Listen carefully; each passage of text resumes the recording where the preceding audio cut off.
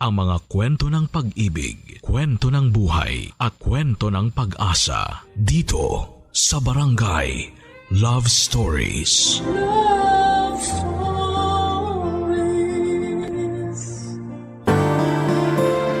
Ang kaakibat ng pagmamahal ng buo at totoo ay ang posibilidad ng sakit na hindi biro. Dahil ang pusong nagmamahal ng lubusan ay siya ring unang napupunit kapag dumating ang hindi inaasahang pamamaalam. Ikaw, kabarangay, sino ang greatest heartbreak mo? Dear Papa Dudut, ang katawan natin kapag nasugatan ay maaari itong malunasan agad sa pamamagitan lamang ng pag-inom ng gamot. Pero kapag ang puso na natin ang nasaktan, walang gamot ang makatutulong para malunasan ang sakit na nararamdaman mo. Magandang araw po sa inyo at sa lahat ng bumubuo ng inyong programa. Tawagin niyo na lamang po ako sa pangalang Sandra. 35 years old at isang accounting assistant. 14 anyos lamang ako noong una kong naranasan ang tinatawag nilang puppy love. Taong 2004, second year high school lamang ako noong nagkaroon ako ng atraksyon sa fourth year high school student na si Lance. Hindi naman talaga siya yung tipo ng pang-campus crush na level. Sa katunayan ay wala ngang masyadong nagkakagusto sa kanya noon dahil tipikal lang ang itsura nito. Pero naakit ako sa kanya dahil sa napaka-makulay nitong personalidad.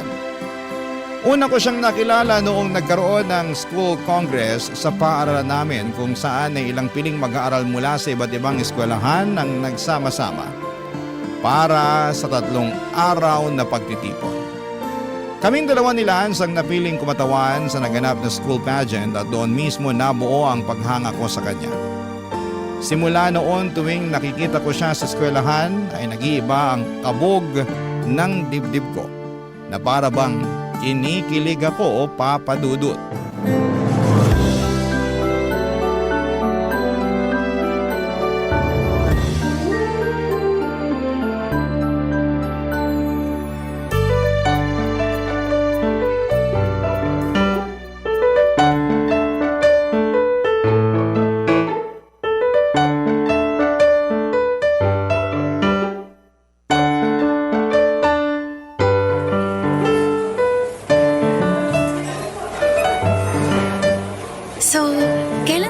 Kwento sa akin tong sinasabi mong man of your dreams. Sino ba kasi yan, Sandra? Ba't di mo pa sabihin sa akin? Wag na. Hindi mo rin naman kilala eh. Taga-ibang section ba? Hindi. Sa ibang year siya. Mas matanda siya kaysa sa atin. Talaga? Third year o fourth year? Senior na siya. Hala siyang landi ng kaibigan kong to. Sino nga? Sabihin mo na. Baka kakilala ko tapos matulungan pa kita. Wag mo nang alamin kung sino. Sabihin mo na. Isa, lalo mag-iinit ang ulo ko. Sige ka. Sige na nga. Basta, atin lang to ah. Huwag mong ipagsasabi kahit na kanino. Oo na. Sino ba kasi yung lalaking tinutukoy mo? Si Lance. Si Lance? Yung volleyball player na partner mo nun sa pageant? Oo, siya nga. Ano namang nagustuhan mo dun? Sobrang common naman ng itsura niya. Tsaka, hindi ba nasa lower section yun? Ibig sabihin, bopol siya. Grabe ka naman sa Bopols. Wala naman yun sa itsura tsaka sa talino. Nasa pagkatao yan. O ano namang meron sa pagkatao niya na nagustuhan mo? Friendly siya. Tapos makulit, palatawa, tsaka sobrang caring. Basta, hindi mo pa kasi siya nakakasama kaya hindi mo alam yung totoong ugali niya. Sa bagay, hindi rin naman talaga ganun kataas yung standards mo eh. Nung elementary nga tayo, nagka-crush ka rin dun sa uhugin nating kaklase, di ba? Hoy, cute din naman kasi yung kaklase natin yun noon. Ay nako, pero alam mo, tropa ni Lance yung kaklase natin, si Michael. Pareho silang naglalaro ng volleyball eh. Totoo ba? Oo, ang alam ko tambayan nila yung old grandstand sa likod ng school. Baka nandun sila ngayon. Gusto mo puntahan natin? Wag na. Ano namang gagawin natin dun? Siyempre, tutulungan kitang pormahan si Lance. Alam nga namang hanggang crush-crush ka na lang dyan. Sa susunod na lang? Ngayon na. Wala kang mapapala sa patwitams mo dyan. Hindi na uso yung ganyan, no? Sakto na kay Michael yung notebook ko sa Filipino. Kinopya niya yung board ko sa Ibong Adarna. Kunwari, kukunin natin yung notebook ko para may rason tayong lapitan sila. Pero hindi ko alam kung... Shh! Wala nang pero-pero. Halika na.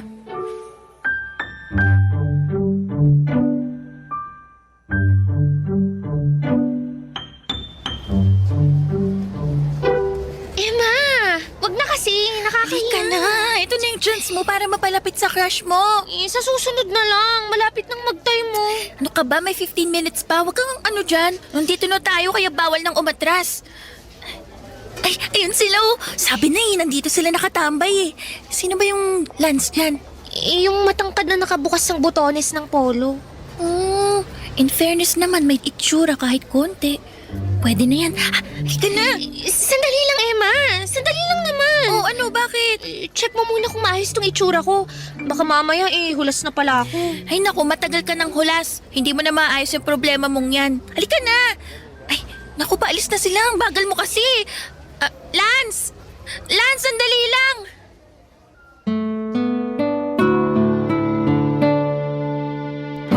Papadudot, may hiyamang nararamdaman noon ay naglakas loob akong hingin ang cellphone number ni Lance.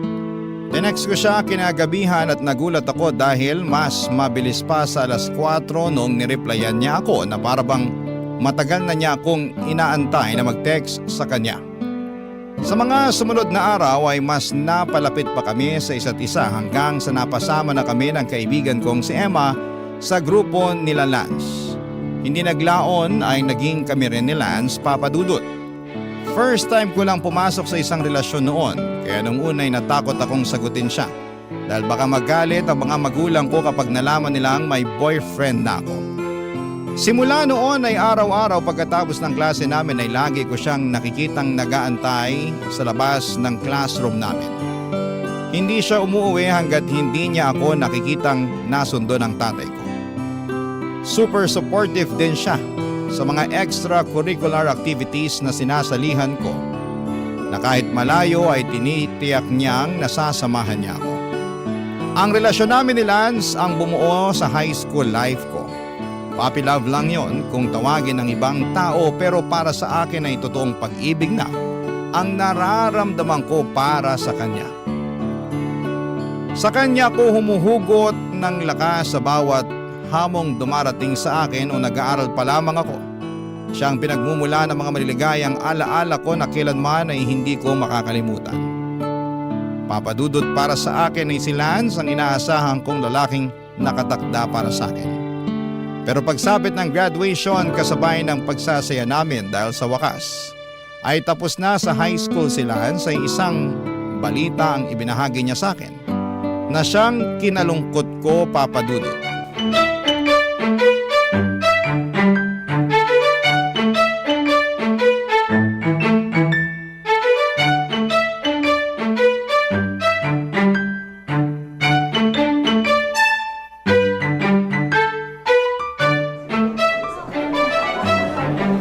Sandra! Congratulations, Lance! Pasensya na kung wala akong dalang regalo para sa'yo ah. Bawi na lang ako sa susunod. Ayos lang yun. Di mo na kailangan mag-abala. Yung presensya mo pa lang dito. Okay na sa akin yun. Masaya na ako. Nasaan na si Emma? Ay, nauna na siyang umuwi. Ah, ganun ba? Nasa labas na sina mama, naghihintay. Gusto ko niyang imbitahan. Kain daw tayo sa labas. Ako? Naku, paano yan? Hindi ako nakapagbihis ng maayos eh. Tingnan mo nga itong itsura ko. Mukha lang akong mamimili sa palengke. Uy, grabe. Maganda naman yung suot mo ah. Alam mo, kahit ano pang isuot mo, maganda ka pa rin. Di ka na. Teka lang sandali.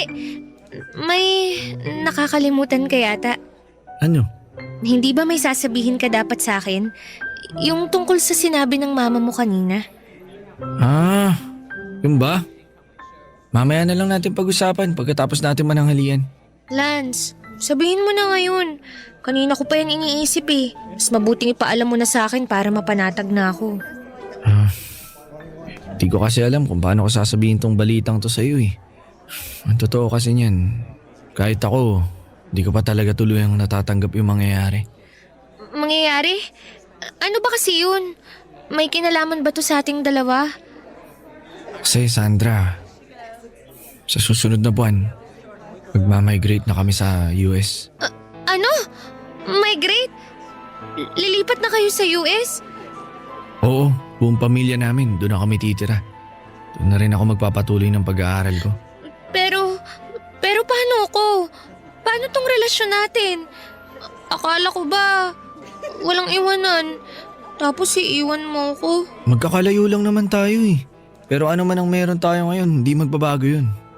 Lance, matagal mo na ba tong alam? Oo. Matagal na nilang nilalakad yung mga papel namin sa paglipat. Tapos ngayon mo lang to sasabihin sa akin?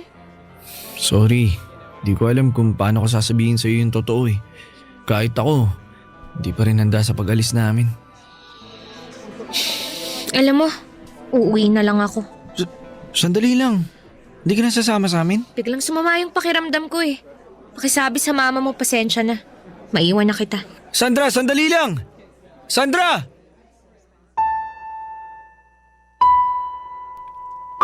Papadudot, nagtampo ako noong nalaman kong lilipat na sa Amerika ang buong pamilya ni Lance. Hindi dahil huli ko nang nalaman ang pag-alis nila, kundi dahil sa kaalamang magkakalayo na kami ni Lance. Masyado na ako nasanay sa presensya niya na kung ilalayo siya sa akin ay parabang hindi ko kakayanin na hindi ko siya makita, makausap at mahagka ng personal. Pero sa huli wala rin kaming nagawa at gustuhin man naming magsamang dalawa ay kailangang sundin ni Lance ang pamilya niya. Sa mga sumunod na buwan ay halos araw-araw na ako nakatambay noon sa bahay nila Lance.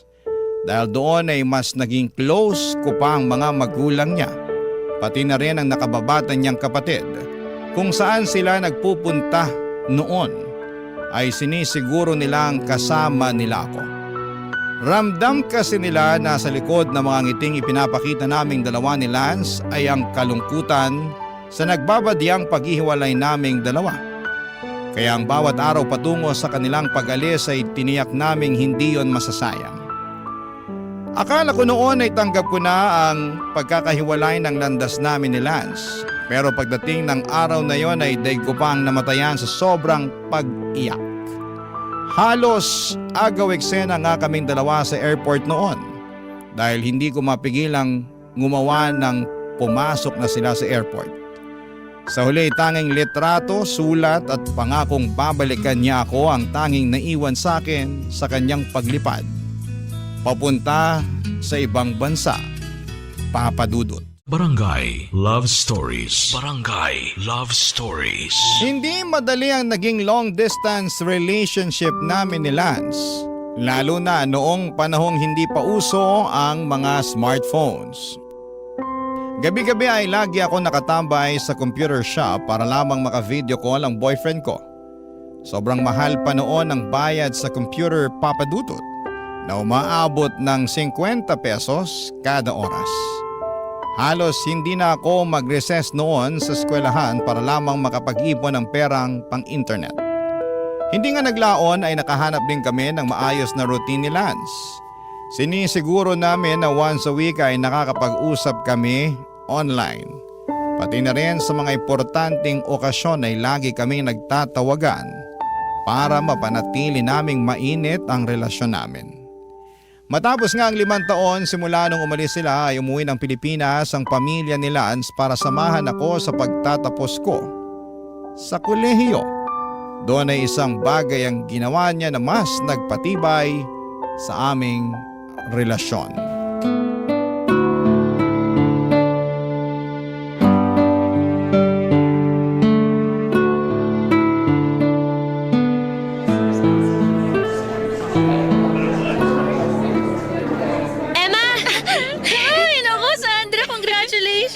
Congratulations din sa'yo, sis!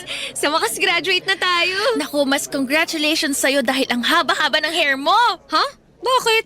Basta, sama ka sa akin. May nag-aantay sa'yo sa labas. Sino naman?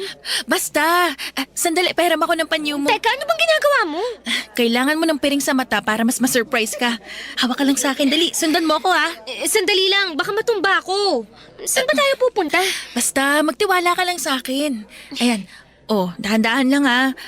Ayan, malapit na tayo. Saan ba kasi tayo pupunta, Emma? Ang dami mo namang alam, ha? Basta, wait lang. Nandito na tayo, oh. Konti na lang. Hakbang. Ayan. Kailangan nating lumayo sa mga tao para walang masyadong umepal sa eksena nyo. Eksena namin, Ninong. Nang bisita mo. Ayan, nandito na tayo. Oh, tatanggalin ko na tong piring ha. Ready ka na ba? Kanina pa ako ready. Okay. Bibilang ako. 3, 2, 1. Surprise! Lance, Congratulations, love. kailan ka pa umuwi? Sinong kasama mo? Mag-isa ka lang ba? Oh, one question at a time lang, mahina ka laban. Ito muna, flowers. Congratulations ulit. Oh, salamat. Oh, paano yan? Maiwan ko na muna kayong dalawa dyan ha. Makikipagpicturan lang muna ako sa mga klase natin doon. Bye-bye! Salamat, Emma. You're welcome. Basta yung chocolate ko ha. Sige na, babush! Nagulat naman ako. Hindi ko alam na umuwi ka pala. Hindi ko talaga pinaalam sa'yo para ma-surprise kita. Si Emma lang yung sinabihan ko. Mag-isa ka lang? Kasama mo ba si tita? Kasama ko buong family ko. Tinaon ko talaga na ngayong buwan yung bakasyon namin para sakto sa graduation mo. Grabe, hindi pa rin ako makapaniwala. Ikaw ba talaga yan, Lance? Oo, ako nga. Sobrang namiss kita, Sandra. Ako rin. Halika nga rito, payakap nga. Ay, parang kagabi lang, magkausap pa tayo sa phone eh. Hindi ko alam na nasa Pinas ka na pala. Galing ko magtago ng secret, no? Masaya na ako ngayong araw dahil nagtapos na ako. Pero hindi ko inakala na mas may isasaya pa pala tong araw na to. Ako na siguro yung pinakamasayang graduate ngayon. Nga pala, may isa pa pala akong regalo sa'yo. Meron pa? Ito. Ano to? Buksan mo. Ha? Tama ba tong nakikita ko? Lansing-sing ba to? Hindi lang basta sing-sing yan. Na. Promise ring to. Natanda sa buong commitment ko sa'yo. Pangako ko naman na natili akong loyal at faithful sa relasyon natin kahit magkalayo pa tayo. Tong sing-sing na to, ito yung magiging paalala na pipiliin natin ang isa't isa kahit anong mangyari. Patunay ito na ang relasyon natin papunta sa tamang direksyon. Lance, Ngayon, hoy! Bakit ka lumuluhod dyan? Sandra, tinatanggap mo ba ang promise ring na to bilang simbolo na mananatili tayo sa tabi ng isa't isa hanggang sa dulo? Oo naman, Lance. Tinatanggap ko. Susuot ka na ha? Wala nang bawian. Oo, wala nang bawian. Pangako ko sa'yo, tayo hanggang sa dulo.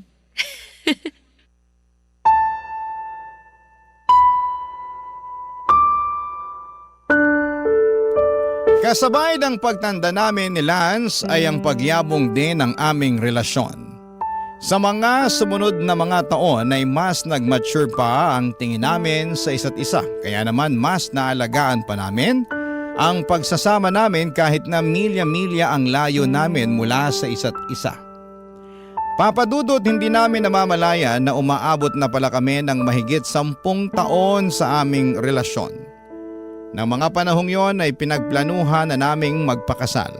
Sa katunayan, may nakatakda ng taon kung kailan kami dapat mag-isang dibdib. Kaso nga lang ay hindi namin inakala na iba pala ang plano sa amin ng kapalaran. Bago natapos ang taong 2017 ay na-diagnose si Lance na merong colon cancer. Labis-labis ang pag-aalala ko para sa kanya noon.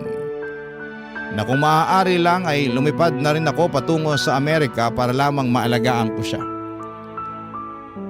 Lumaban naman po si Lance at sumailalim siya sa hindi mabilang na chemotherapy at ilang mga operasyon para lamang malampasan ang sakit nito. Pero sa huli, ang kanser na dumadaloy sa katawan nito ang siyang nagwagi. Pagsabit ng 2019 ay masyado nang advance ang cancer ni Lance kaya minabuti nilang itigil na ang pagpapagamot dito. Doon na naisipan ni Lance na umuwi na lamang ng Pilipinas para gamitin ang nalalabi nitong panahon. na makasama ako, Papa Dudut.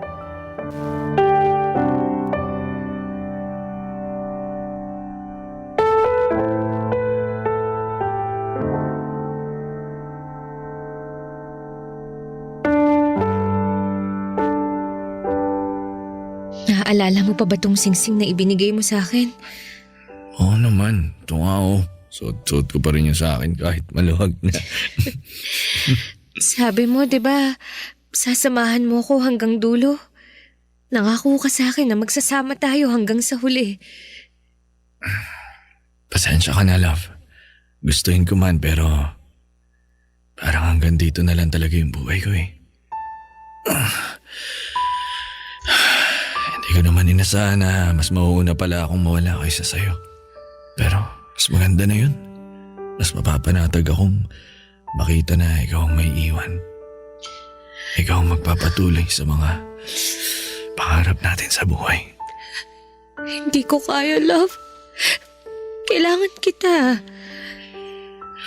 Kaya mo yan. Alam ko matatag ka.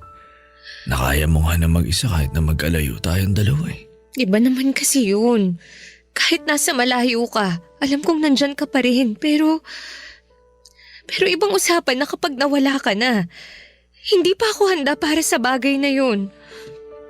Ganito na lang isipin mo ha. Hindi ako mawawala. Magpapahinga lang. Love naman eh. Nagpapaalam ka na ba? Huwag muna please. Hindi. Hindi pa kita iiwan. Mananatili ako rito sa tabi mo hanggang sa katawan ko na mismo ang bumigay. Pero love, lagi mong tatandaan na mahalaga ka sa akin. Ikaw ang pinakamagandang parte ng buhay ko at babaunin ko ang mga alaala natin hanggang sa kabilang buhay. Pero gusto ko na maging buo ka pa rin kahit wala na ako. Paano ko yun gagawin kung wala ka na? Alam mo naman na ikaw lang ang tanging tao na bumuo sa pagkatao ko. Bata pa lang tayo, parte ka na ng buhay ko. Kaya paano ako magpapatuloy nang wala ka? Madali lang yan. Kapag nawala na ako, huwag mong pagsasara ng pinto yung mga tao sa paligid mo. Kasi sa kanila ka uhugot ng lakas. Pag dumating na yung araw na kaya mo na, subukan mong umibig ulit. Di mo kailangang harapin ang mundo na mag-isa. Pangako, magiging matatag ako. Pero hindi ko maipapangako kung kakayanin ko pang umibig ng ibang tao. Siguro, hindi na. Iba ka eh. Wala na akong mahahanap at makikilalang katulad mo. Nasasabi mo lang yan dahil nandito pa ako. Pero gusto ko lang malaman mo na walang kaso sa akin kahit dumating yung panahon na ibang lalaki nang nilalaman ang puso mo. Sa katunayan, mas magiging masaya pa nga ako na makita ulit yung mga ngiti sa labi mo eh. Kahit na hindi ako yung rason nun. Ano ba itong pinag-uusapan natin? Love, pwede bang pass muna? Hindi pa ako ready sa ganitong klase ng usapan eh. Love, Ano yun, love? salamat. Kasi minahal mo ako. Hanggang dulo. Papadudod sa mga nalalabing panahon ni Lance ay siniguro kong bawat oras ay makakasama ko siya. Walang araw akong pinalampas na wala kaming ginawa kundi ang bumuo ng mga alaala na pareho naming dadalhin sa magkabilang mundo. 2 buwan matapos ang pag-uusap naming yon ay tuluyan na ngang nagpaalam si Lance. Hindi man kami kasal ay daig ko pa ang nawala ng asawa. Wala na ang kaisa-isang kakampi ko sa buhay na tanging nakakaintindi sa akin.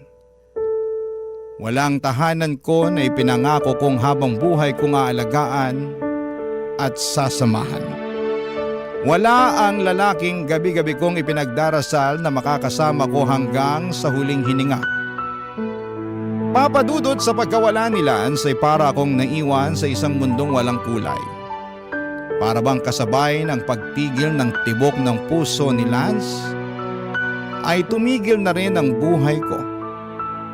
Hindi ko po mailarawan sa salita kung gaano ang sakit na nararamdaman ko noong kinuha mula sa akin si Lance. Kung mas may malungkot pa sa salitang kalungkutan, ayun na siguro ang nararamdaman ko noong namayapa siya. Papadudot simula noon na hindi na bumalik pa ang ngiti sa mga labi ko at pawang kalungkutan lamang ang nararamdaman ko. Barangay Love Stories. Barangay Love Stories. Papadudot sa sumunod na taon ay mas lalo pang nasira ang mental health ko noong nagkaroon ng lockdown dahil sa pandemic. Dahil nasa loob lamang ako ng bahay buong araw ay mas lalo akong nangulila sa pagkawala ni Lance. Halos mabaliw na nga ako noon dahil wala man lang akong maayos na makausap tungkol sa nararamdaman ko. Suportado naman ako ng sarili kong pamilya pero hirap silang intindihin ako lalo na't hindi nila alam ang pinanggagalingan ko. Pagkatapos ng pandemic ay tuluyan nang nagbago ang buhay ko, Papadudot. Nawala na ang dating Sandra na nakilala nila bilang masiyahin at palakaibigan. Sa pagkakataong yon ay naging mailap ako sa mga tao. Mas gusto ko na lamang noon na mag-isa at hindi ako lumalabas ng bahay maliban na lamang tuwing pumapasok ako sa trabaho. Ni walang makalapit sa akin noon dahil nagsimulang magbago ang pakikitungo ko sa mga taong nakapaligid sa akin. Para bang ang mundo ko noon ay tuluyan ng binalot ng kadiliman. Hanggang sa netong nakaraang taon lang ay isang baguhang empleyado sa kumpanya kung saan ako nagtatrabaho ang biglang pumasok sa buhay ko. Siya si Anton na hindi ko inaasahang unti-unting babago sa masalimuot kong buhay, Papadudot.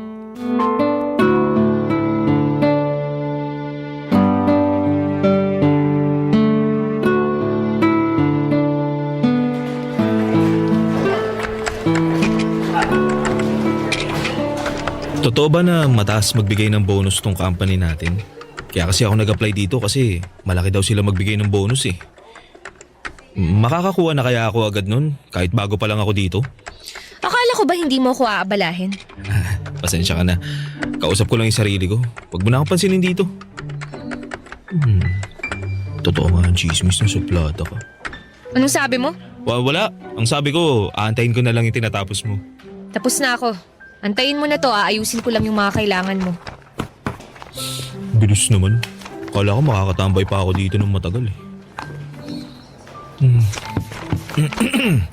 Sa tingin mo, pwede rin kaya mag-request ng bagong aircon sa office namin?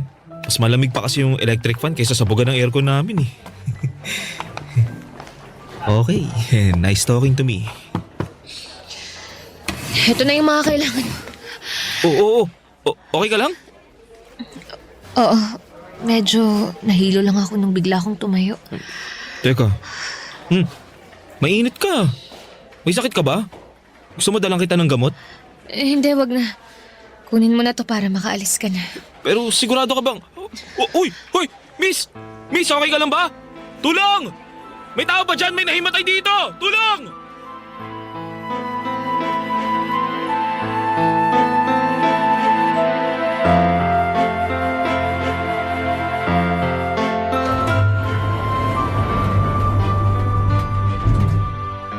Hoy, ikaw pala ulit.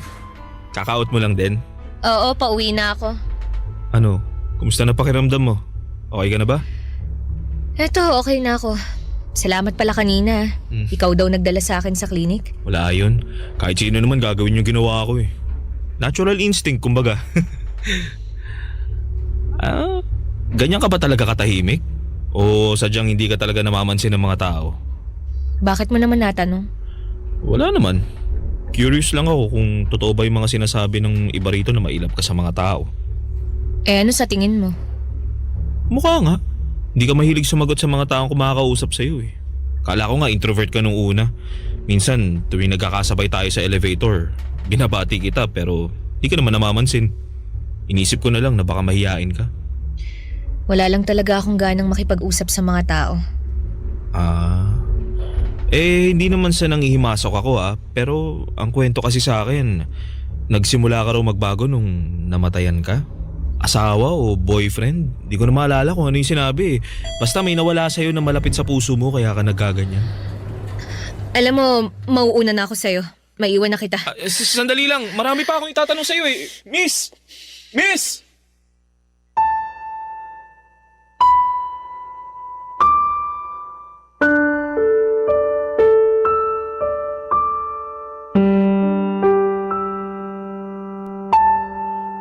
Papadudot nung nawala si Lance ay hindi ko na hinangad na magkaroon pa ng panibagong pag-ibig. Wala na yon sa mga plano ko sa buhay ko.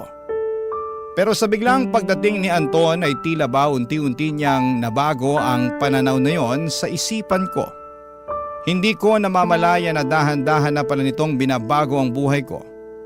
Ang dating mundo ko na tila ba wala ng kulay ay unti-unting nagkaroon ng laman. Ang matataas na pader na binuo ko para sa sarili ko ay dahan-dahan kong ibinabana. Sa isang iglap ang kalungkutang nararamdaman ko dahil sa pagkawala ni Lance ay napalitan ng ligaya sa pagdating ni Anton. Nang mga panahong yon ay si Lance pa rin ang laman ng puso ko pero hindi naglaon ay nagkaroon din ako ng lakas ng loob na papasukin si Anton sa buhay ko. Naisip ko na yun naman talaga ang gustong mangyari ni Lance. Ang magkaroon ako ng pangalawang pagkakataong umibig ulit at maramdaman ang saya na dulot nito. Kaya kahit nag-alinlangan pa, ay sinubukan kong sumugal. Masakit mang iwan ang nakaraan kasama si Lance ay kinailangan kong harapin ang kinabukasan sa tulong ni Anton, Papa Dudut.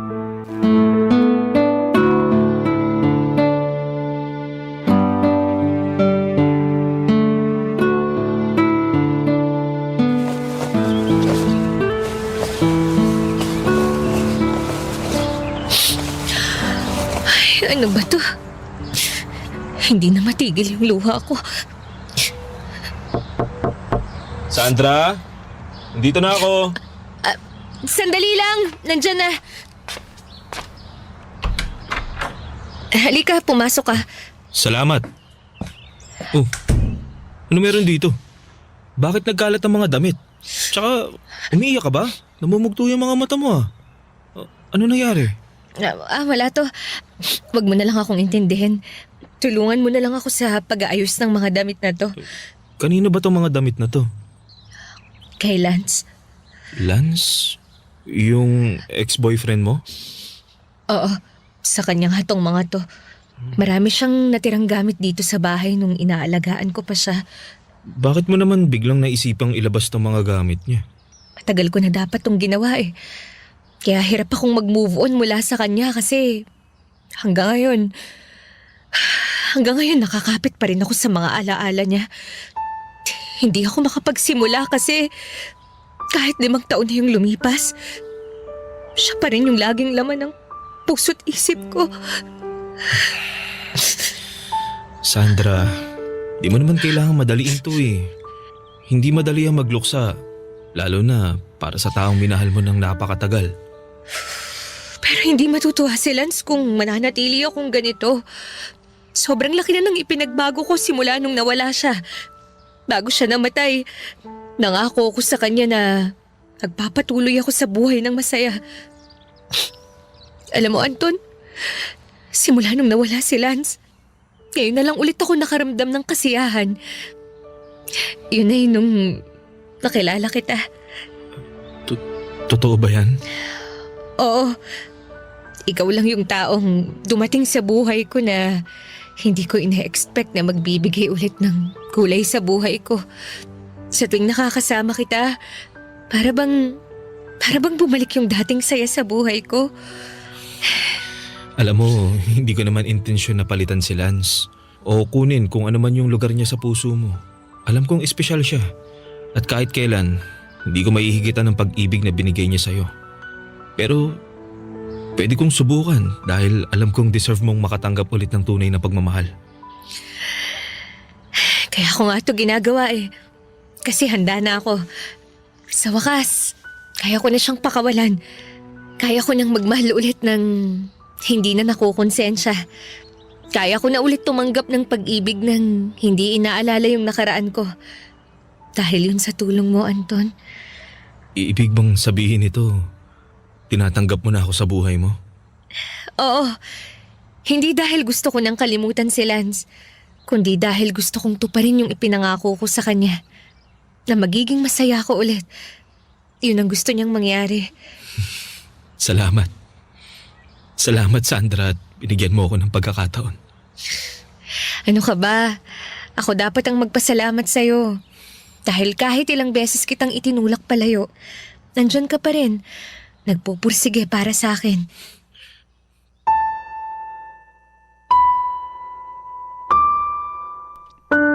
Papa Dudut, pinamigay ko na ang lahat ng damit ni Lance na nasa pangangalaga ko. Ang tanging natira sa akin ay ang promise ring na ibinigay niya.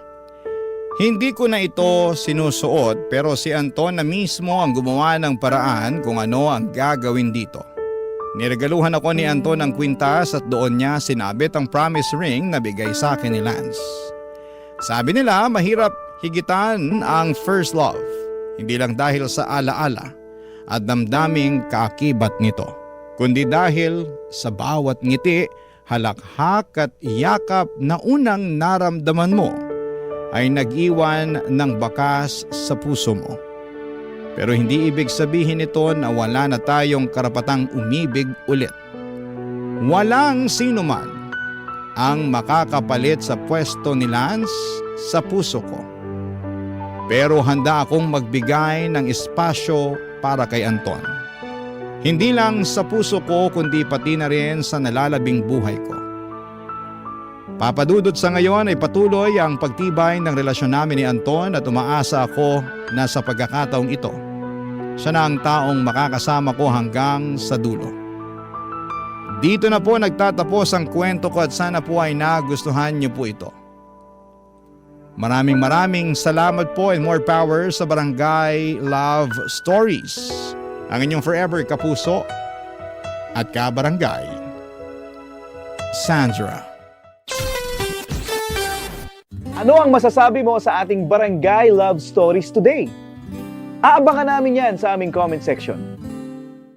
Ang mga kwento ng pag-ibig, kwento ng buhay at kwento ng pag-asa dito sa Barangay Love Stories. Love Stories.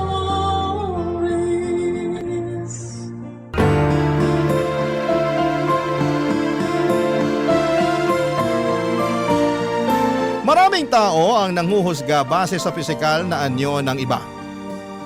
Nakakalungkot mang isipin ngunit ito ang realidad ng ating lipunan. Ikaw, kabarangay, ano ang una mong napapansin sa isang tao? Dear Papa Dudut, maraming tao ang nanghuhusga. Pero sa mga pangyayaring ito sa buhay ko ay marami naman akong natutunan sa kanila.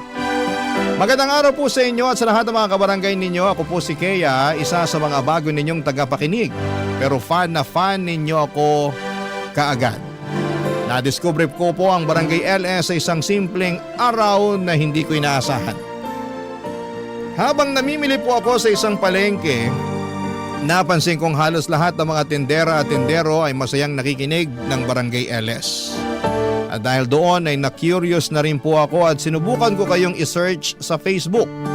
At simula noon ay hindi na po ako nagpapahuli sa pakikinig ng Barangay LS tuwing alas 12 ng tanghalian. Gusto ko rin pong ibahagi sa inyo ang isang personal na kwento.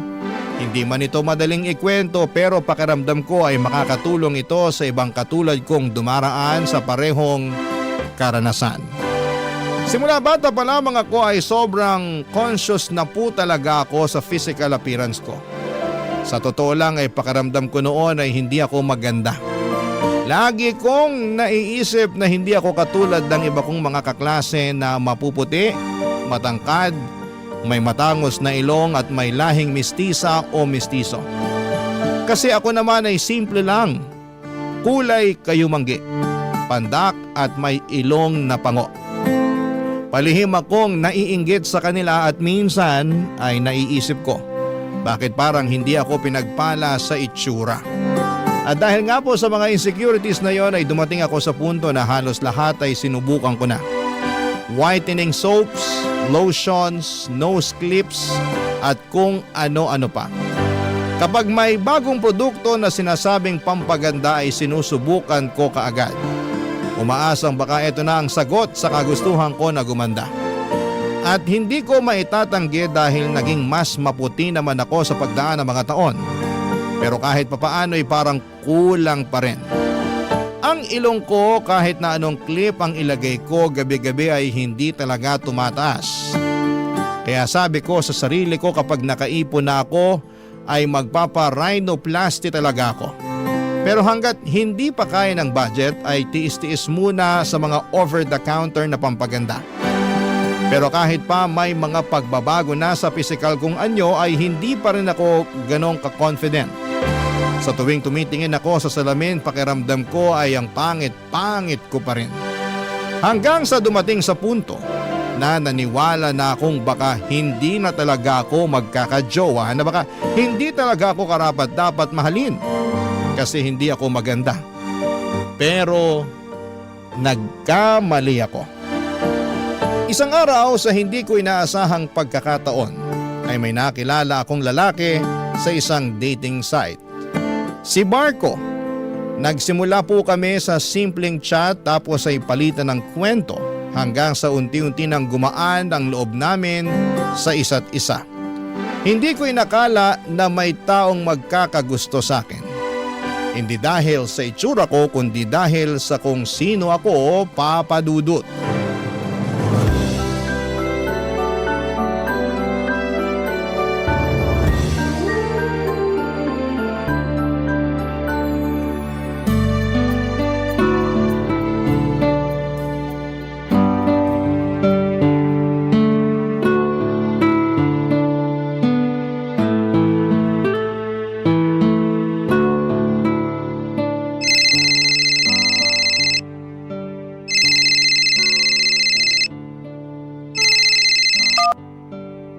Hello?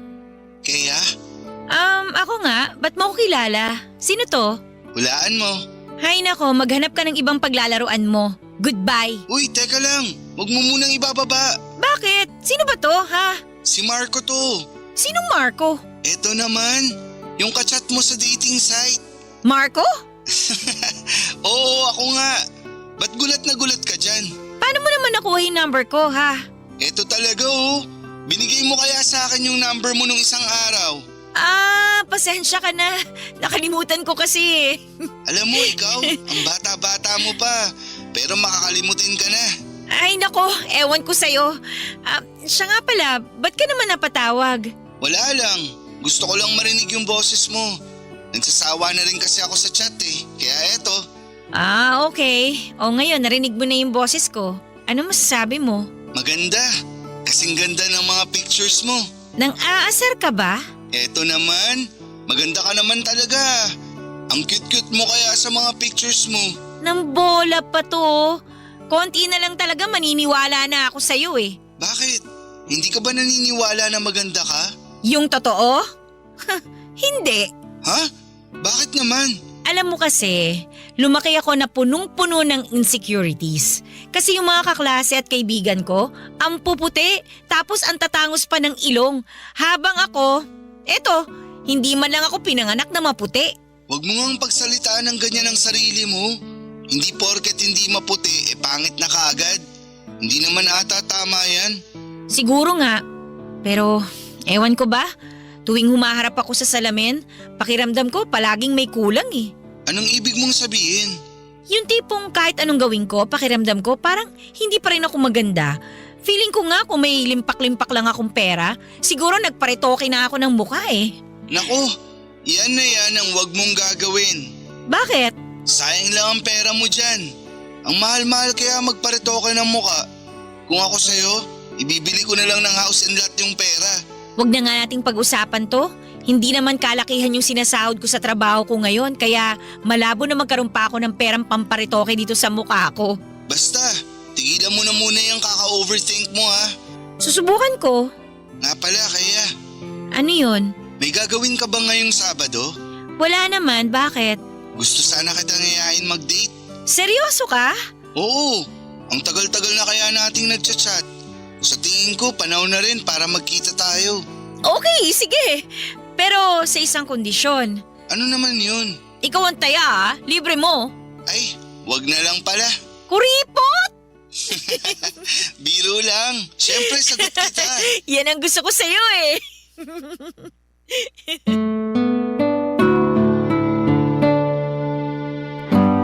Papadudot na pagkasunduan namin ni Marco na magde-date kami sa isang restaurant sa BGC sa darating na Sabado.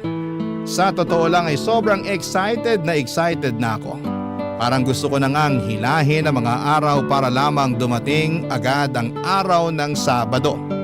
Gustong gusto ko na talaga siyang makita. Hindi ko maipaliwanag pero iba talaga yung saya na nararamdaman ko tuwing naiisip ko na makakasama ko na si Marco sa personal. Alam niyo po kahit na hindi ko talaga gusto ang itsura ko kahit madalas ko pang sabihin, ang sarili ko na hindi ako kagandahan ay iba talaga ang datingan ni Marco para sa akin. Kasi tuwing kausap ko siya kahit sa chat lamang o minsan sa tawag ay parang palagi niyang pinaparamdam sa akin na maganda ako, na cute daw ako. At minsan nga ay kinikilig pa siya sa mga simpleng selfie ko. Ewan ko ba? Hindi ko matukoy kung binobolo lamang ako ni Marco o talagang totoo na nagagandahan siya sa akin. Siguro'y ganon talaga. Kasi bilang mga tao, iba-iba tayo ng preference. At noong mga panahon na yon ay masasabi ko talaga na ako ang preference ni Marco.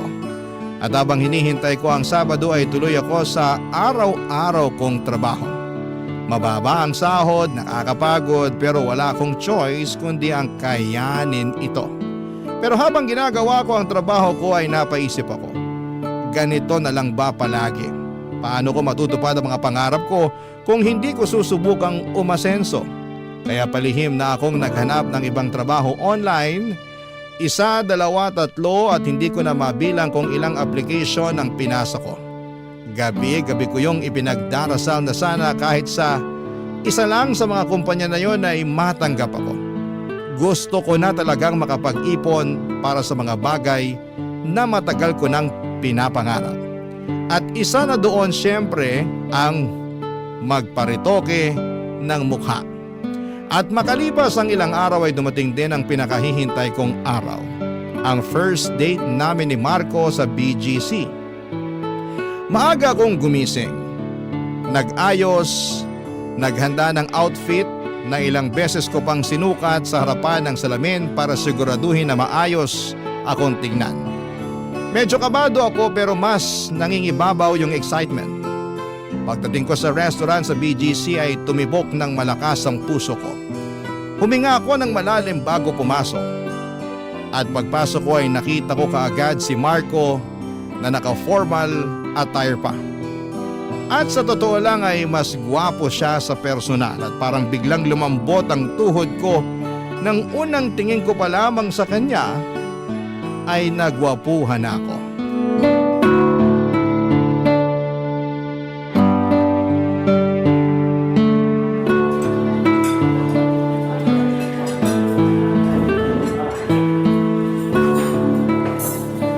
Marco? Uy, Kea!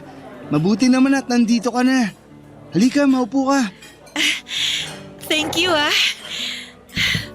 Wow, Oh, bakit tulala ka dyan? ang pogi mo pala sa personal. Ibig mo bang sabihin, pangit ako sa mga pictures ko? Hindi naman sa ganon. Pogi ka rin naman sa mga picture mo. Pero mas pogi ka sa personal. Siguro nasasabi mo lang yan kasi naka-formal attire ako ngayon. Pansin ko nga, pinaghandaan mo talaga ang araw na to ha? Aba, syempre naman. Tingnan mo tong sapatos ko. Bagong-bago pa yan. Kahapon ko lang binili yan para sa date natin. Nakakahiya naman sa'yo. Samantalang ako, binili ko lang sa ukay-ukay tong suot ko ngayon. Ano ka ba naman? Wala kang dapat ikahiya. Maganda ka pa rin naman kaya ayos lang yan. Paano ba naman kasi? Wala akong pambili ng bagong damit kasi hindi ko pa natatanggap yung kakarampot ko na sahod. Ay nako, sana lang talaga at matanggap na ako sa pinag-a-applyan ko online para makahanap na rin ako ng trabaho na malaki yung kita. Huwag kang mag-alala. Sagot naman kita ngayon eh. Kaya umorder ka lang ng umorder dyan.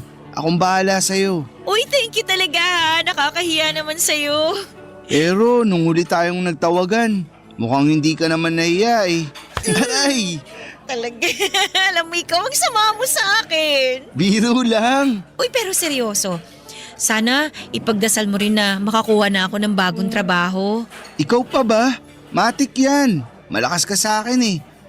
Pero kung sakaling magkakaroon ka ng magandang trabaho at mataas na sahod, mukhang alam na alam ko na yung susunod na mangyayari.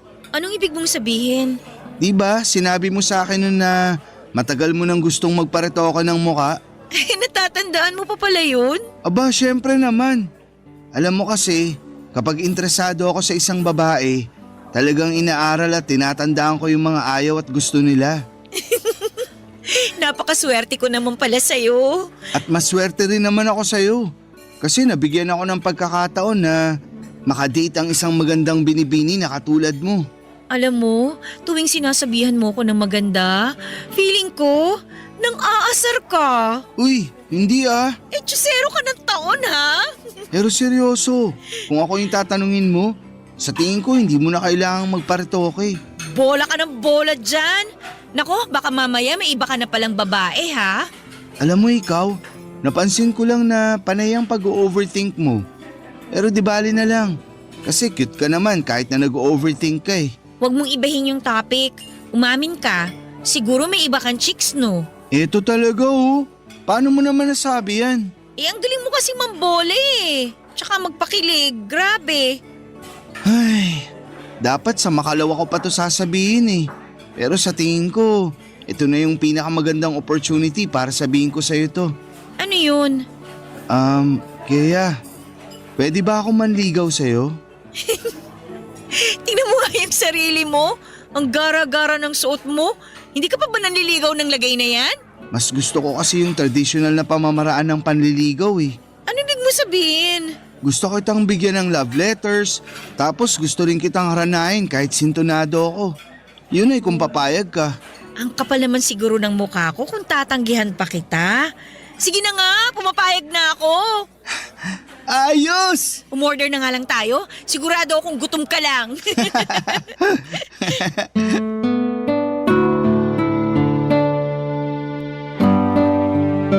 Tinotoo talaga ni Marco lahat ng mga pangako niya sa akin. Hindi lang siya puro salita at pinakita niya talaga sa gawa kung gaano niya ako kamahal. Araw-araw siyang nagpapadala ng love letter at halos gabi-gabi nasa labas siya ng apartment ko. Dala ang gitara at kinakantahan ako ng paborito kong awitin. Grabe. Hindi ko inakalang may lalaki palang katulad niya sa panahon ngayon. Yung marunong mag-effort, marunong manligaw at walang sawang pinaparamdam kung gaano kanya kamahal. Talagang naramdaman ko kung gaano ako kahalaga sa kanya at sa bawat sulat, sa bawat kanta, sa bawat simpleng gesture niya ay ramdam mo na totoo siya.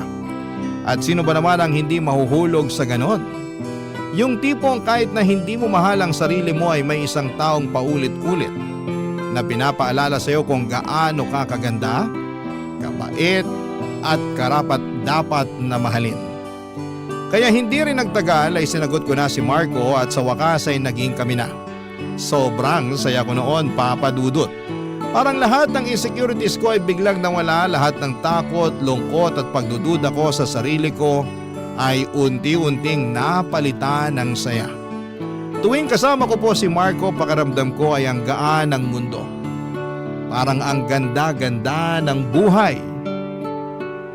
At dahil naging maayos at matatag naman ang relasyon namin, nakapag-decide kaming magsama na sa isang bahay. Nag-live-in kami.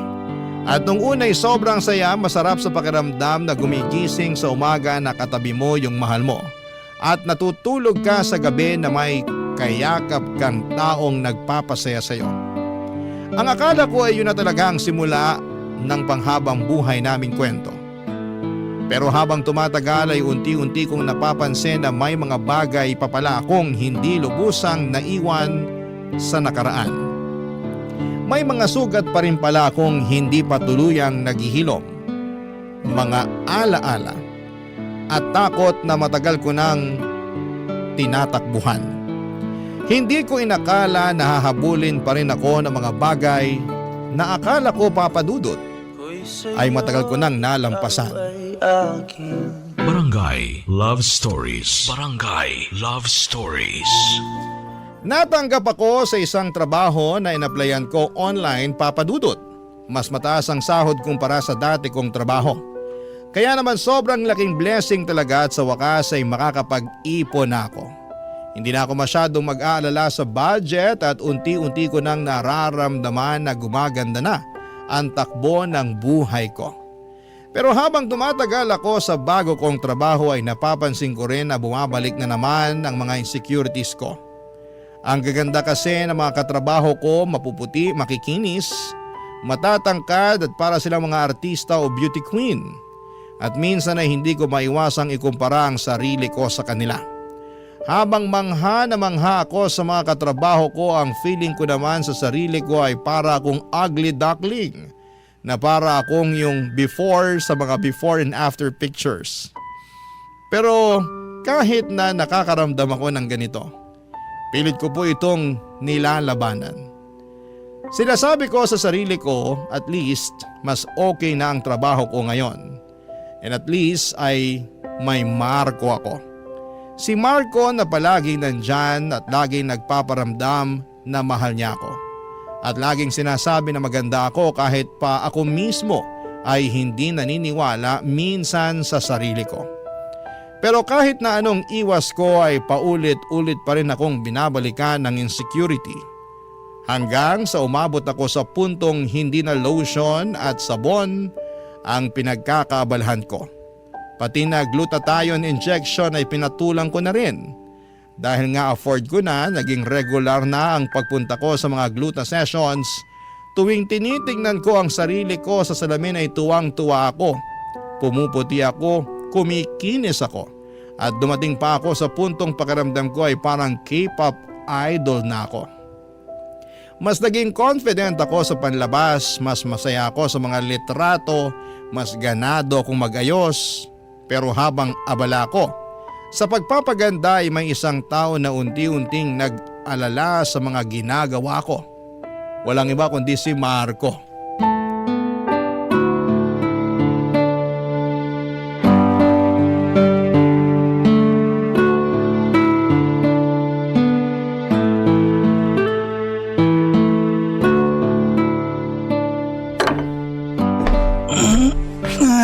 Hi babe, good morning! Nagluto na nga pala ako ng breakfast para sa'yo. Thank you, babe. Halika na, dali, mupo ka na dito para makakain ka na. Wait lang ha, ito yung tosino. Yan. Babe, Bakit? Ano yun? may tatanong ako sa'yo.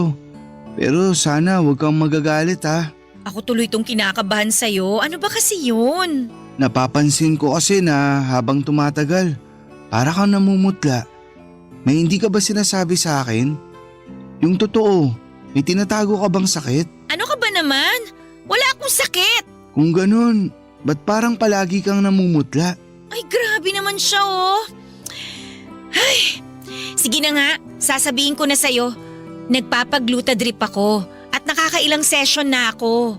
Babe, I'm sorry. Ayaw kitang pangimasukan kasi may karapatan ka naman kung ano yung gusto mong gawin sa katawan mo. At sigurado ako na pera mo naman ang ginamit mo dyan. Kasi ni minsan hindi ka naman nanghingi sa akin. Kaso lang… Sandali lang. Medyo kinakabahan na ako dyan sa tono ng pananalita mo ha. Ano ba talagang gusto mong sabihin sa akin? Sige na, sasabihin ko na sa'yo. Wala naman ng saysay kung magpapaligoy-ligoy pa ako. Ay, sa tingin ko, hindi na nakakabuti sa'yo yung mga pinagagagawa mo. Anong ibig mong sabihin? Ang dami mong insecurities, babe. Halos gabi-gabi na lang, nilalagyan mo ng kimpit yung ilong mo. Tapos yung whitening soap sa CR, napapansin ko na rin na ang bilis-bilis na maubos. Tapos ngayon, ayan, At bakit? Kasalanan na ba ngayon na maging maganda? hindi naman sa ganun yun. Yung sa akin lang naman, masyado ka nang nilalamon ng insecurities mo. Pasensya ka na ha. Kung ito lang naman yung paraang alam ko para maramdaman ko na maganda ako. Babe, concerned lang ako sa'yo. Yun lang yun. Pwes, kumain ka na lang dyan. Hindi ko kailangan ng concern mo. Eto naman. Babe, sorry na. Ewan ko sa'yo. Pangit mo. Huwag ka na magtampo sa akin. Alam mo namang hindi kita matitiis eh. Sana naisip mo yan bago mo ako pinakialaman at hinusgahan. Babe, hindi sa ganun yun. Yung sa akin lang naman, gusto ko na matanggap mo yung sarili mo. Kasi maganda ka naman eh. Ay, yan ang problema dito sa Pilipinas eh. Kung maputi ka, sasabihin maganda at artistahin ka. Pero kapag brown naman yung balat mo, sasabihin na pangit ka. Wag ka magpapadala sa colonial mentality ng bansa natin. Maniwala ka sa akin, babe. Maganda ka na. Siyempre sasabihin mo yan, boyfriend kita eh.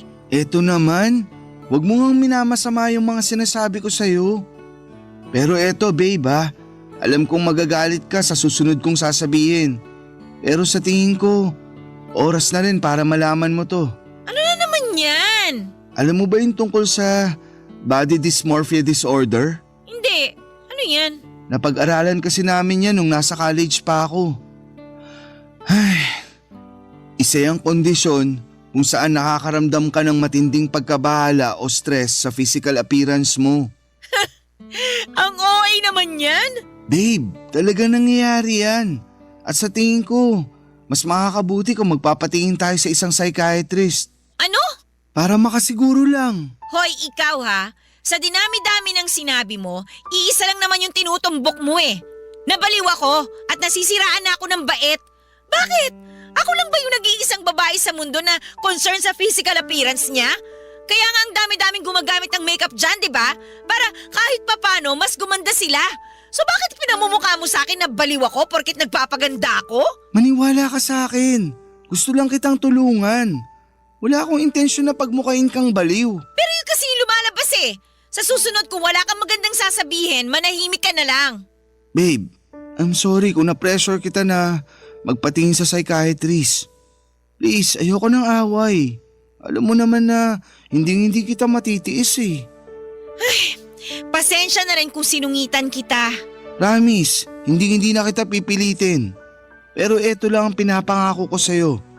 Gagawin ko ang lahat para iparamdam sa'yo na hindi ka nag-iisa.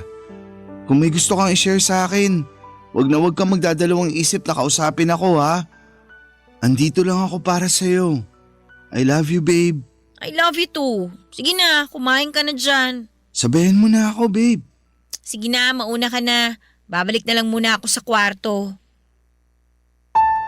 Sobrang nagtampo ako kay Marco noong araw na yon kasi pakiramdam ko ay pinagmumukha niya akong baliw. Para sa akin ay normal lang naman sa babayang maging desperado sa kagustuhang gumanda. Hindi ba't likas sa aming mga babae ang pag-aayos ng sarili? Kaya hindi ko talaga maunawaan kung bakit siya biglang naging concerned. At hindi ko maintindihan kung saan siya nanggagaling noon. Kung bakit siya natatakot o bakit siya nababahala. Kasi para sa akin normal at natural lang na gustuhin kong gumanda at maging mas presentable. Pero ang totoo niyan, Papa Dudut, habang tumatagal ay mas lalo lang lumalakas ang kagustuhan ko na magpa-rhinoplasty. Feeling ko talaga noon kapag tumaas na ang ilong ko, mag-iiba na ang hulma ng mukha ko. Baka sa wakas, darating na yung araw na makikita ko ang sarili ko sa salamin na hindi nandidiri. Na baka sa wakas, matutuldukan na ang lahat ng insecurities ko na dala-dala ko mula pagkabata. At yung mga taon na lagi akong kinukumpara sa iba. Pero habang hindi pa ako nakakapag-rhinoplasty ay napansin kong unti-unti kong na ilalabas ang lahat ng insecurities ko sa ibang tao. Para bang sa tuwing may nakikita akong taong kontento sa sarili nila, Lalo akong naiirita. Parang may salamin sa harapan ko na paulit-ulit lang na ipinapakita kung ano ang kulang sa akin. Hindi ko man sinasadya pero ang paghusga sa ibang tao ay naging paraan ko para pansamantalang makalimot sa sarili kong mga pagkukulang at insecurities. At unti-unti ay napansin na rin ito ni Marco. Tahimik man siya sa simula, ramdam kong nakikita na niya ang unti-unting pagbabagong nangyayari sa akin. Nakikita niya kung paano unti-unting napapalitan ng galit at hinanakit ang dati kong saya. Papa Dudut.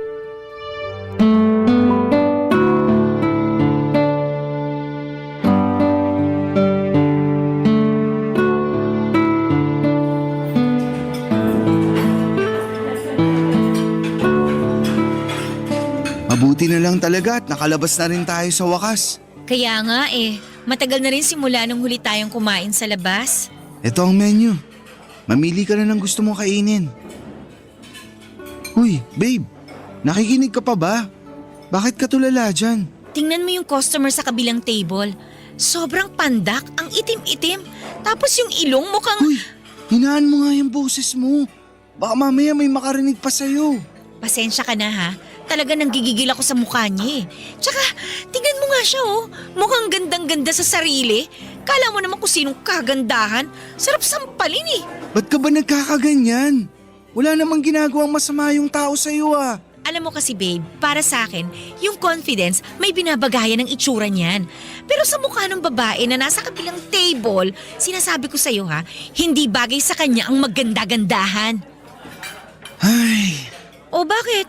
hindi na ikaw yung babaeng kilala ko. Ano naman yan? Minahal kita noon kasi mabait at palabiro ka. Pero ngayon, mukhang binabalot ka na ng poot at galit. Ang drama mo naman. Totoo namang pangit yung babae na nasa kabilang table ah. Masama na palang magsabi ng totoo ngayon? Kaya, sinasabi ko sa'yo, kailangan na nating magpatingin sa psychiatrist. Kasi kung hindi, maniwala ka sa akin. Mas lalala at lalala lang yung nararamdaman mo. Isipin mo nga ng mabuti. Nung una, yung sarili mo lang yung napupuna mo. Tas ngayon, ibang tao na. At ang mas malala pa dyan, wala namang ginagawang masama sa'yo yung mga taong iniinsulto mo. Hay nako, akin na nga yung menu. Kumain na lang tayo? Wag na, nawala na ako ng gana. Hoy, talaga bang palalakihin mo to, ha? Pasensya ka na pero di na kasi ako mapalagay sa sitwasyon natin eh. Pakiramdam ko kasi, Pakiramdam mo ano? Magsalita ka! Ano? pakiramdam ko para akong walang kwentang boyfriend. Kasi wala man lang akong magawa para pagaanin niyang nararamdaman at pinagdadaanan mo. Alam mo, lagi mo sinasabi sa akin na lagi ako nag-o-overthink. Pero sa ating dalawa, mukhang ikaw tong nag-o-overthink eh. Babe, pumahig ka na please. Magpatingin na lang tayo sa psychiatrist. Ayaw na sana kitang pilitin pero para naman sa ikabubuti mo to. Tigil-tigilan mo nga ako. Wala akong sakit at mas lalong hindi ako baliw. Porket magpapakonsulta sa psychiatrist, baliw at may sakit na kaagad. Alam mo, pupunta lang naman tayo ng psychiatrist para mas lalo mong maintindihan kung saan ang gagaling yung nararamdaman mo. Yun lang yun. Kaya wag mo naman sanang masamain. Pag ikaw hindi ka pa tumigil, ikaw ang sasamain sa akin. Ay, sorry na. Sige na, kumain na lang tayo. Mabuti naman kung ganon. Matingnan na nga tong menu. Shrimps, buttered chicken, iced tea. Okay na, nakapili na ako. Hoy, ang tagal mo namang mamili. Bilisan mo na dyan para matawag na natin yung waiter. Saglit na lang to. Bilisan mo na kasi. Uy, ginulat mo naman ako eh. Ay, sorry. Ba't ka ba kasi tumatawa ha? Babe naman kasi. Tingnan mo yung mag-asawa na yun, oh.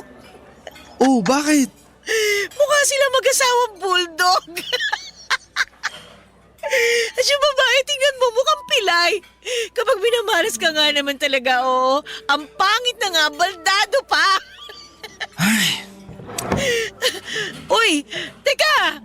Uy, saan ka pupunta? gaano ka ba kamiserable para pagpiestahan mo yung misfortunes ng ibang tao ha? Kung Kumalma ka nga. Ano ka ba? Ayoko na, Kaya. Ha? Aalis na ako. At sa tingin ko, mas makakabuti kung... Sandali lang. Nakikipaghiwalay ka ba sa akin? Parang ganun na nga. Ang babaw mo naman. Ang babaw mo! Sabihin mo na kung anong gusto mong sabihin. Pero makikipagbalikan lang ako sa'yo kung papayag ka na magpakonsulta tayo sa psychiatrist. Alam mo, rinding-rindi na ako sa psychiatrist na yan ha. Palagi mo na lang pinapaalala sa akin na kailangan kong magpatingin sa psychiatrist. Kung gusto mo pumunta sa psychiatrist, huwag mo ko idadamay. Pumunta ka mag-isa mo. Uuwi na ako. Kukunin ko na yung mga gamit ko mamaya. Doon na muna ako sa apartment ng kaibigan kong matutulog pansamantala. Eh di umalis ka! Huwag na ka na magpapakita sa akin kahit kailan! Tuluyan nang umalis si Marco ng gabing yon at nag-impake siya ng mga gamit niya at lumipat muna sa apartment ng kaibigan niya. Ako naman ay naiwang mag-isa sa dati naming tinitirhan. Yung kwartong dati puno ng tawa, kwentuhan at pagmamahalan ngayon ay tahimik at malamig na. Aminin ko po na sobrang sakit ng ginawa niyang paglayo, Papa Dudut. Parang bigla niya na lamang akong iniwan sa gitna ng bagyo. Hindi ko maintindihan kung bakit parang ang dali-dali lang para sa kanya na talikuran ako. Lalo na't ang tingin ko sa dahilan ng tampo niya ay mababaw lamang.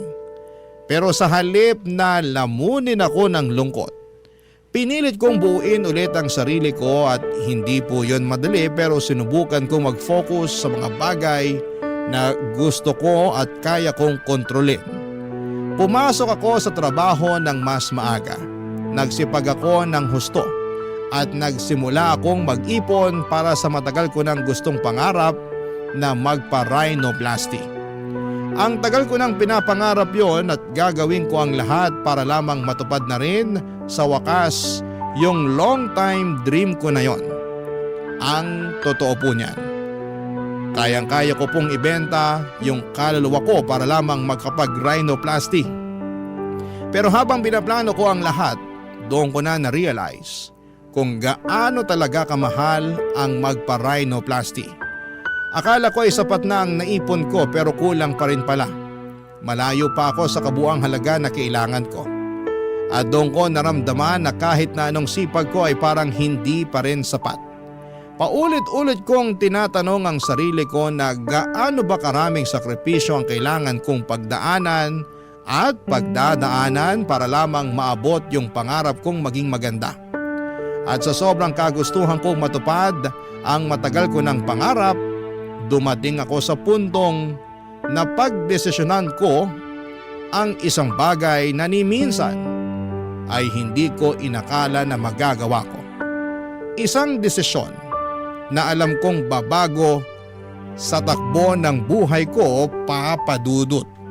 Barangay Love Stories. Barangay Love Stories. Binuksan ko ang laptop ko isang gabi habang nakaupo ako sa gilid ng kama at nagsimula akong manood ng mga rhinoplasty videos sa YouTube.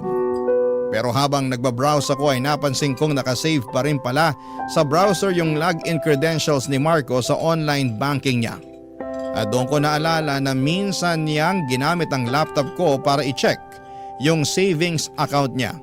At siguro'y hindi niya napansin na nakasave pala yung info niya. Kaya out of curiosity ay aaminin ko na naisipan kong i-check kung magkano na ang laman ng account niya. Pagkabukas ko ng account niya ay parang napako ako sa kinakapuan ko. Ang laki ng ipon ni Marco, mas malaki pa sa inaasahan ko. At doon pumasok sa isipan ko kung paano kung pagsamahin ko yung pera niya at yung naipon ko. Baka sapat na yon para sa matagal ko nang gustong rhinoplasty. Nag-aalinlangan ako ng matindi. Alam kong mali, hindi ko pera yon pero sa kabila ng lahat ng ito ay sinabi ko sa sarili ko na kung talagang mahal pa rin ako ni Marco ay maiintindihan niya ako. At saka hindi ko naman ito gagamitin sa kalokohan. Para naman ito sa ikakabuti ko. Sa ikagaganda ko at sa matagal ko ng pangarap. At sa bandang huli ay ginawa ko na ang bagay na buong buhay ko ay hindi ko inaakalang magagawa ko. Transfer ko ang malaking halaga ng pera mula sa account ni Marco papunta sa sarili kong bank account, Papa Dudut.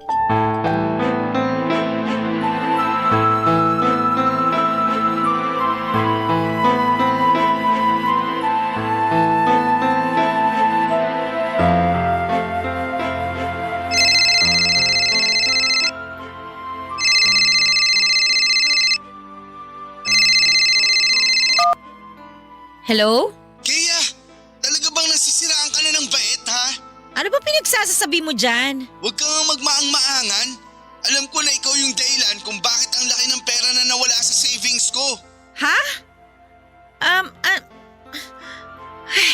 Oo na, inaamin ko na. Ako yung kumuha ng pera mo. Pero teka lang, paano mo naman nalaman? Nakikita ko sa cellphone ko kung saan nakalagin yung account ko. Kaya, ibalik mo sa akin yung pera ko ngayon din. Pero kasi, kailangan ko yung pera eh.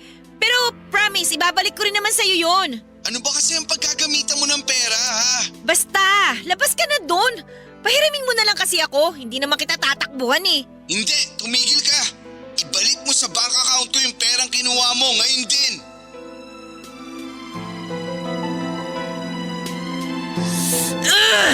Sige na nga, saglit lang. Tapos na ba? Oo, naibalik ko na sa account mo yung pera. Mabuti naman kung ganon. Hello? Uy, andyan ka pa ba? Oo, sandali lang. Ano ba kasi yung ginagawa mo? Ba't mukhang busy ka dyan? Pinapalitan ko lang yung password ng bank account ko. Alam mo ikaw, ang sama ng ugali mo, no? Wala ka na bang tiwala sa akin? Paano ba kita pagkakatiwalaan? Kinuha mo na nga yung pera ko nang walang permiso ko, di ba? Pero binalik ko naman sa'yo kagad, di ba? So anong pinuputok ng butsi mo dyan? Kaya, I'm sorry. Pero mukhang kailangan na nating tapusin to. Teka lang! Talaga bang nakikipaghiwalay ka na sa akin? Oo, kasi pagkatapos ng ginawa mo, mukhang hindi na kita kayang pagkatiwalaan. At hindi ko na rin alam kung ano pa ang pwede kong gawin para lang matulungan ka. Sobrang unfair mo naman sa akin. Bukod dun sa perang kinuha ko sa bank account mo, ano ba talaga naging kasalanan ko sa'yo? Wala kang naging kasalanan sa akin. Ang totoo niyan, kaya ako nagpapakalayo-layo kasi gusto ko makapag-isip ng maayos bago ako makipagbalikan sa'yo. Pero nagbago na ang desisyon ko. Uli na ang lahat. Gusto na kitang hiwalayan. Walang iya ka! Hindi mo rin pala ako minahal ng totoo? Maniwala ka sa akin. Minahal kita, Kea. Kaya nga ako nasasaktan tuwing unti-unti kang nilalamon ng body dysmorphia mo. Kasi mahal kita. Pero ano? hindi ko na kasi alam kung ano pa ang gagawin ko sa'yo. Ayaw mo aminin sa sarili mo na kailangan mo ng tulong. Tapos tinakawan mo pa ako ng pera. Nahihirapan na ako, Kea. Hindi ko na alam ang gagawin ko. Pwes ako! Alam na alam ko kung anong nararapat mong gawin. Magpakalayo-layo ka at wag ka na magpaparamdam sa akin kahit na kailan. Napakadamot mo. Simpleng hiling lang, hindi mo pa ako mapagbigyan. Pero di bali na lang. Kasi may ipon naman ako eh. Gagawa ko na lang ng paraan to. Hindi ko na kailangan yung tulong mo. Saksak mo na sa baga at bilbil mo yung savings mo. Sandali lang. Saan mo ba kasi gagamitin yung pera, ha? Labas ka na nga doon. Split na tayo, di ba? Pagkatapos mo ako nakaawan, sa tingin ko may karapatan pa din naman ako kahit papaano para malaman kung saan mo binabalak gamitin yung pera. Magpaparhinoplasty ako. Masaya ka na? Kaya naman. Ay nako, alam ko na yung sasabihin mo. Sasabihin mo na naman na may sakit ako, na wag ko nang ituloy yung binabala ko. Ay nako, lumang tugtugin na yan. Alam mo naman na hindi biro magpa-rhinoplasty, di ba? Mabuti sana kung marami kang pera. Pero hindi, kasi ninakawan mo pa nga ako, di ba? Mababaon ka lang sa utang kapag tinuloy mo yung binabalak mo. Gusto mo ba yun, ha? Ano ba pakialam mo? Hindi na kita boyfriend kaya wala ka ng karapatan para panghimasukan pa ako. Pero syempre, hindi naman mawawala yung concern ko para sa'yo. Kaya please lang, makinig ka naman sa akin. Kahit ngayon lang. Pahihiramin mo ba ako ng pera o hindi? I'm sorry, pero hindi. O pwes, kung ganon tapos na ang usapang to. Panahon na para magkanya-kanya na tayo at wag mo na rin akong tatawagan. Aaminin ko na mahal at minahal kita. Pero ang totoo niyan, sawang-sawa na rin ako sa pagbubunga nga mo sa akin. Pakiramdam ko, para mo akong kinokontrol at sawang-sawa na ako sa ganong klaseng pakiramdam. Para na rin siguro sa ikabubuti ko tong hiwalayan natin. Alam mo, nakapakanan mo lang naman yung iniisip ko. Ito na yung huling beses na mag-uusap tayo. Naibalik ko na yung pera mo sa'yo, di ba? Wala na tayong dapat pag-usapan pa. Aaminin ko po na sobrang nasaktan ako sa naging pag-uusap namin ni Marco noong araw na yon.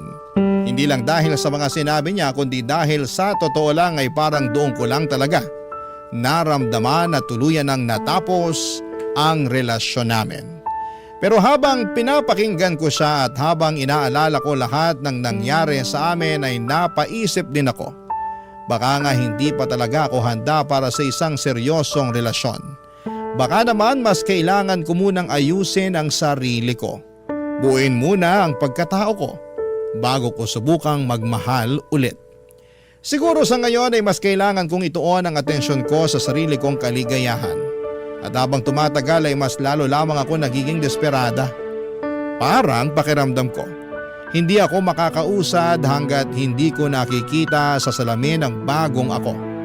Kaya nagsimula akong maghanap ng ibang options. Nag-scroll ako sa Facebook at nag-join sa mga beauty and aesthetics groups. At doon ko nakita ang isang clinic na nag-aalok ng rhinoplasty sa napakamurang halaga. Sa sobrang mura ay halos kalahati lang ng regular na presyo ang inaalok nila. Agad kong tinignan ang page nila at binasa ang mga reviews. At sa totoo lang ay kahit may halong duda, naisipan ko na baka eto na talaga ang pagkakataon ko para gumanda sa presyong abot kaya. Kahit may kaunting kaba, talagang nagdesisyon ako. Pinaghandaan ko ang lahat at nag-file ako ng 1-month leave sa trabaho. Inayos ko lahat ng requirements at sinimulan ko na ang proseso ng pagpapa-rhinoplasty sa mas murang klinik. Dala ko ang pag-asang kapag natapos ito ay matutupad na rin ang matagal ko nang pinapangarap. Ang maging masaya sa tuwing haharap ako sa salamin. Pero parang sinampal ako ng tadhana. Kasi sa una, goods na goods pa ang itsura ng ilong ko. Maganda, maayos ang hubog at pakiramdam ko ay eto na talaga ang simula ng bagong ako. Akala ko ay natupad na sa wakas ang matagal ko nang pinapangarap. Pero habang lumilipas sa mga araw ay unti-unti kong napapansin na may kakaiba nang nangyayari. Namamagana yung ilong ko at imbis na gumanda ay parang lalong nagkakaproblema. At sa bawat araw na lumilipas ay mas lalo akong nakakaramdam ng kirot. At parang unti-unti na ring nabubura yung konting kasiyahang nararamdaman ko noong una. At napapalitan po ito ng takot, kaba at ng pagsisisi.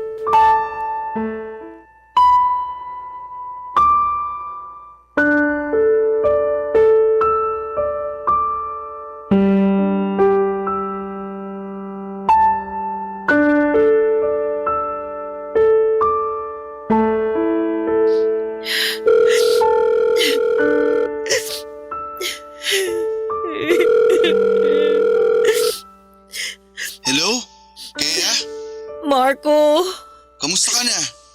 ayos lang. Ikaw, kumusta ka na? Okay lang naman. Diyan ka pa rin ba nakatira sa apartment ng kaibigan mo? Oo.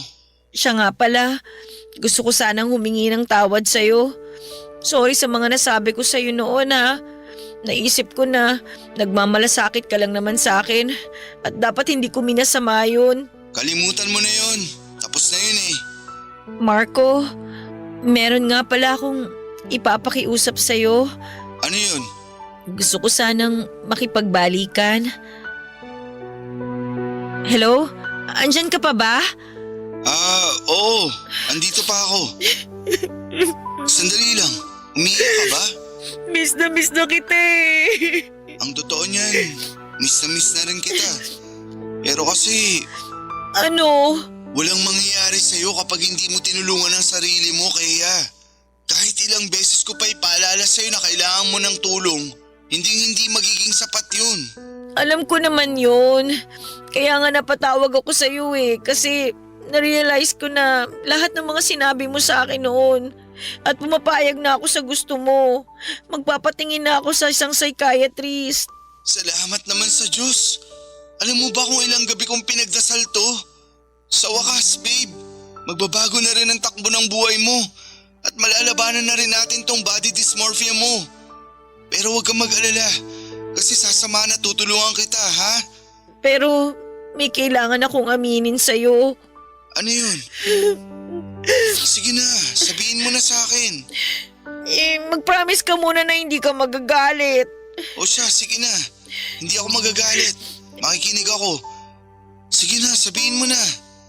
Tinuloy ko kasi yung rhinoplasty. Galit ka ba? Ay, aaminin ko na dismayado ako. Pero wala na akong magagawa. Andyan na yan eh. Oh, kamusta naman yung pagpaparhinoplasty mo? Yun na nga yung problema eh. Yung ilong ko. Hindi ko na alam ang gagawin. Litong-lito na ako. Natatakot na ako. Kailangan ko ng karamay ngayon. Hindi kita maintindihan. Bakit? Ano ba kasi ang nangyari ha? Nung una, maayos naman yung pagkakagawa sa ilong ko. Pero ngayon, biglang namagay. At habang tumatagal, mas lalong lumalala yung pamamaga. Please, puntahan mo ko dito. Kailangan kita ngayon. Asan ka ba ngayon? Nandito pa rin sa apartment natin. Huwag kang aalis dyan ha. Papunta na ako. Siya nga pala. I'm sorry.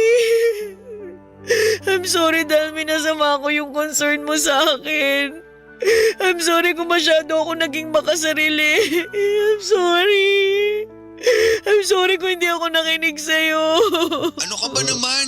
Huwag na nga natin pag-usapan yun. Hindi makakabuti sa'yo yan. Alam mo, totoo na yan. Gusto na sana kitang iwalayin eh. Pero habang lumilipas sa mga panahon, mas lalo kong nare-realize na mahal pa rin kita. At hindi ko kakayanin kung may masamang mangyari sa'yo.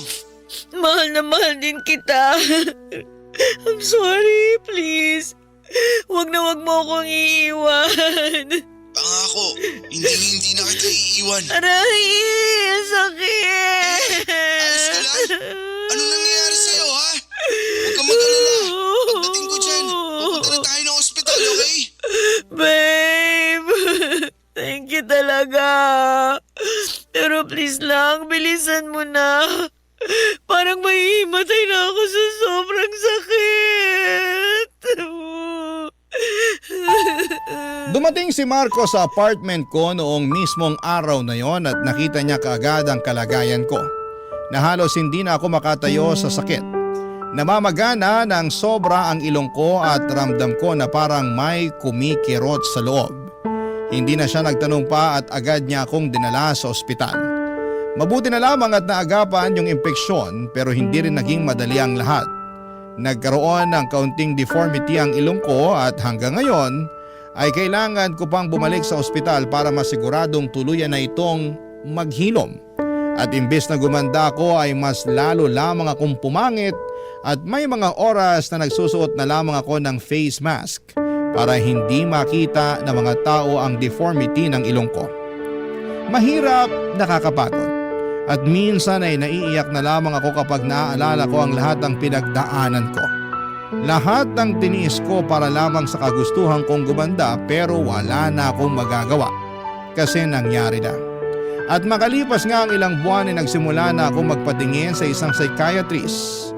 Doon ay nakumpirma na may pinagdadaanan ako. At hanggang ngayon ay patuloy pa rin ako sa therapy at dahan-dahan ko na ring natutunan kung paano tanggapin ang sarili ko. Papadudot, yung klinik kung saan ako nagpagawa ng ilong ay bigla na lamang nagsarado. Wala na akong makontak at nung pinuntahan ko ito ay naglaho na lamang sila na parang bula. At wala na ring mga gamit o tao sa dating pwesto na yon. Papadudot, sa kabila ng lahat ay nagpapasalamat ako. Kasi hindi ako iniwan ni Marco. Kahit ang dami kong pinagdaanan, kahit siya mismo ay nasaktan at napagod, ay bumalik pa rin siya. Nagkausap kami ng maayos, nagkapatawaran at kami pa rin hanggang ngayon. Ang dami kong napagtanto sa lahat ng mga nangyari. Unang-una ay wala naman talagang masama sa kagustuhang gumanda, normal lamang yan. Lalo na sa ating mga babae. Pero dapat alam din natin kung kailan na ito nagiging sobra at makakasama sa atin. Hindi ko kinokondena ang mga nagpaparitoke o nagpapaputi. Dumaan din ako sa ganoon at alam kong malaking tulong ito para sa iba sa pagpapalakas ng loob at tiwala sa kanilang sarili. Pero kung dumarating ka na sa puntong parang hindi ka na mapalagay at nawawala na ang peace of mind, Kapag wala kang binabago sa itsura mo ay baka panahon na para huminto sandali, pag-isipan ang sarili mong kalagayan at kumonsulta sa isang taong makakatulong tulad ng ginawa ko ngayon. Higit sa lahat ay natutunan ko rin po na hindi talaga dapat tayo humusga base lamang sa itsura. Aaminin ko na may mga panahong naging mapanghusga ako, lalo na sa mga taong confident sa sarili kahit na hindi sila pasado sa standards ko noon. Ayaw ko mang aminin ito pero minsan ay naiisip ko na baka yung nangyari sa ilong ko ay ang nagsilbing karma sa mga taong hinusgahan at nilait ko dati. Pero wala na akong magagawa kung hindi ang tanggapin ang katotohanan na hindi na babalik sa dati ang itsura ko. At habang sinusulat ko po ito, umaasa ako na mas maraming makakaintindi sa kwento ko kesa ang manghusga. Maraming salamat po ang inyong kapuso at kabarangay forever, Kea. Ano ang masasabi mo sa ating Barangay Love Stories today? Aabangan namin yan sa aming comment section.